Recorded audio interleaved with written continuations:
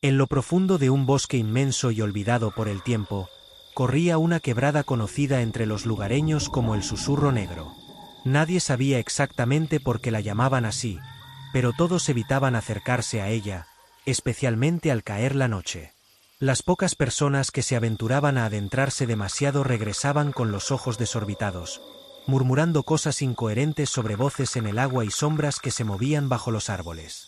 Una noche, Diego, un joven excursionista escéptico y amante de los desafíos, decidió investigar. Había escuchado las historias mientras cenaba en una posada cercana, y las había descartado como meras supersticiones.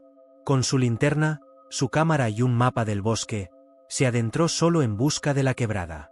A medida que avanzaba, el bosque parecía volverse más denso. Los árboles formaban un techo tan cerrado que apenas podía distinguir el cielo estrellado. Pero lo más inquietante era el silencio. No se oía el canto de los grillos ni el ulular de las aves nocturnas, solo el crujir de las hojas bajo sus botas. Cuando finalmente llegó a la quebrada, notó algo extraño. El agua no reflejaba la luz de su linterna.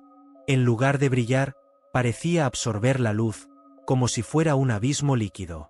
Sin embargo, lo más perturbador fue que el agua murmuraba. No era el típico sonido del agua corriendo. Eran susurros, como si una multitud hablara en voz baja. Diego encendió su cámara y comenzó a grabar, mientras se inclinaba hacia el agua para escuchar mejor. De repente, los susurros se hicieron más claros. «Diego», dijeron, en un tono que era una mezcla de súplica y amenaza. Sobresaltado, retrocedió, buscando con la mirada algún altavoz oculto o alguna broma preparada por los lugareños. Pero no había nadie. Entonces, vio algo en el agua. Una sombra, alta y delgada, se alzó del líquido negro.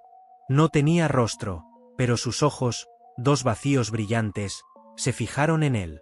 Antes de que pudiera reaccionar, otras sombras comenzaron a emerger a su alrededor, moviéndose con una gracia antinatural. Diego corrió, dejando su cámara atrás. Las sombras lo perseguían, sus pasos resonaban como golpes huecos sobre las hojas. Aunque corría tan rápido como podía, cada vez sentía que el bosque se volvía más denso, los árboles más cerrados, como si el mismo bosque estuviera conspirando para atraparlo. Finalmente, alcanzó un claro donde la luz de la luna bañaba el suelo. Las sombras se detuvieron al borde, incapaces de cruzar. Diego se derrumbó, jadeando y temblando, pero en su alivio, no notó que algo se movía en el centro del claro. Un árbol enorme, con raíces que parecían tentáculos, se alzaba en la penumbra. De su tronco emergía una cara grotesca, tallada como un grito eterno. El árbol comenzó a hablar, con una voz que resonaba como el crujido de ramas secas. «Has visto lo que no debías. Ahora eres parte de este lugar». Antes de que pudiera reaccionar, raíces surgieron del suelo y lo atraparon. Diego gritó, pero su voz fue apagada por el bosque, que volvió a sumirse en el silencio. Al amanecer, solo quedaba el claro vacío, y la cámara abandonada junto a la quebrada, aún grabando. Semanas después, un grupo de excursionistas encontró la cámara. Intrigados, la llevaron al pueblo. Cuando reprodujeron el vídeo, escucharon los susurros del agua y vieron las sombras emerger. Pero lo último que capturó la cámara fue algo que heló la sangre de todos. El rostro de Diego, distorsionado, mirándolos desde el tronco de un árbol, sus ojos suplicantes, atrapados para siempre en el bosque de sombras. Un tiempo después, el vídeo encontrado en la cámara de Diego se volvió viral en pocos días. La calidad era baja y el contenido parecía extraído de una pesadilla. Sombras deformes emergiendo de la quebrada, el rostro de Diego atrapado en el tronco de un árbol, y un bosque tan denso que parecía respirar. La mayoría lo descartó como un elaborado montaje, pero hubo quienes, intrigados por los rumores, decidieron investigar. Entre ellos estaba Paula, una periodista independiente especializada en lo paranormal. Con un equipo de grabación y un par de amigos escépticos, se adentró en el bosque con la intención de descubrir la verdad sobre las desapariciones y los rumores de la quebrada. Paula y su equipo llegaron al bosque al anochecer, justo cuando las sombras comenzaban a alargarse.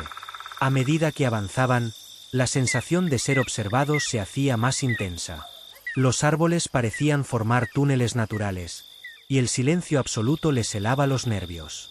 Mientras grababan, uno de sus amigos, Héctor, comentó: «Esto es solo un bosque más. Seguramente Diego se perdió y alguien editó esas imágenes». Paula no estaba tan convencida. Había algo en el aire, un peso invisible que parecía hundirlos más en la oscuridad. De repente, llegaron a la quebrada. El agua era tal como se describía en el vídeo: negra, inmóvil y completamente opaca. Al acercarse, un susurro llenó el aire. No venía del agua ni de los árboles, sino de todas partes. Decía sus nombres, uno por uno. Antes de que pudieran reaccionar, Héctor resbaló y cayó al borde de la quebrada. En el instante en que su mano tocó el agua, el susurro se transformó en un grito ensordecedor. Sombras comenzaron a emerger, más numerosas y deformes que en el vídeo de Diego. Se alzaban del agua con movimientos bruscos, como si fueran marionetas desarticuladas, y sus ojos brillaban con un fuego antinatural. Héctor intentó retroceder, pero una de las sombras lo sujetó del brazo. Paula y el otro amigo, Laura, lo agarraron por los hombros para jalarlo de vuelta, pero la fuerza de la sombra era abrumadora. Con un último tirón, Héctor desapareció bajo la superficie, y el agua negra volvió a quedar inmóvil. «Tenemos que irnos», gritó Laura, con lágrimas en los ojos. Pero Paula no se movió. Su instinto periodístico y una extraña sensación de familiaridad la mantenían paralizada. Algo en el susurro le recordaba una voz que había escuchado antes. Guiadas por el pánico, Paula y Laura corrieron hacia el interior del bosque, alejándose de la quebrada. Sin embargo, cuanto más avanzaban, más parecía el bosque confabularse contra ellas. Las ramas se alargaban como garras, las raíces emergían del suelo, y los susurros se transformaban en carcajadas distorsionadas. Finalmente, llegaron al claro. Allí estaba el árbol gigante, con su rostro tallado en el tronco. Pero esta vez, Paula vio algo que no esperaba. No solo estaba el rostro de Diego, sino también el de Héctor, con ojos desorbitados y expresión de terror. De repente, el árbol habló, con una voz que era una mezcla de todas las voces atrapadas en su tronco. «Todos los que llegan aquí son parte de nosotros. Tú no serás la excepción». Las raíces del árbol comenzaron a moverse como serpientes, dirigiéndose hacia las dos mujeres. Laura gritó, pero Paula, en un acto desesperado, sacó una navaja de su bolsillo y cortó una de las raíces que casi la alcanzaba. El árbol rugió de dolor, y las sombras del bosque comenzaron a retroceder. Aprovechando el caos, Paula y Laura corrieron sin mirar atrás. Podían sentir cómo las raíces se movían bajo el suelo, intentando alcanzarlas. Al llegar a la salida del bosque, todo se detuvo. El silencio regresó, pero no era alivio lo que sentían. Paula volteó una última vez y vio las sombras agrupadas al borde del bosque, observándolas con sus ojos vacíos.